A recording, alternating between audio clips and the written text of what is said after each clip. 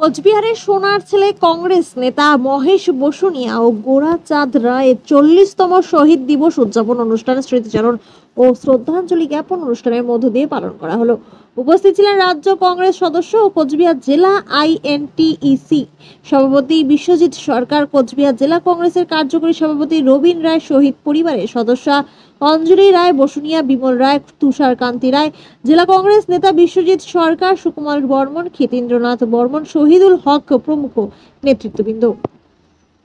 7ই August 1985 সন 22শে শ্রাবণ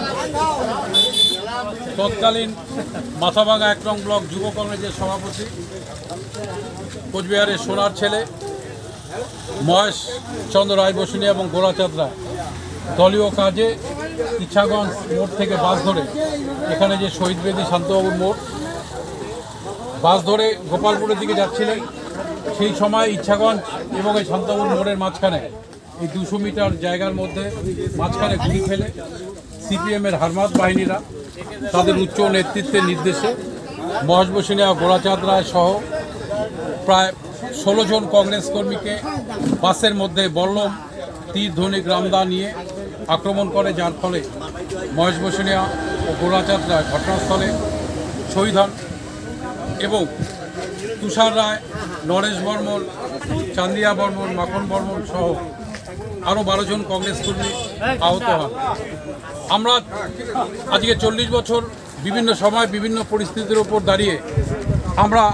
এই শহীদ দিবস উদযাপন অর্থাৎ তাদের স্মরণে স্মৃতিচারণ এবং শ্রদ্ধাঞ্জলি জ্ঞাপন অনুষ্ঠান আমরা করে আসছি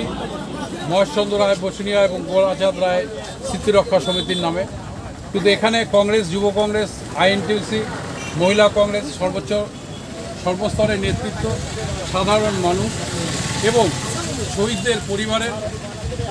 শহীদ মহেশ বসুনিয়ার স্ত্রী আমাদের শ্রদ্ধা অঞ্জলি রায় বসুনিয়া, গোরাচাঁদ রায় ভাই বর্মন থেকে শুরু করে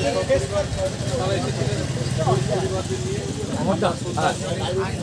স্মৃতিচারণ এবং স্মরণ সভা আমরা করি এবং তার হত্যার পিছনে যে ঘটনা এবং তাদের নীতি আদর্শের কথা মানুষের কাছে তুলে ধরতেই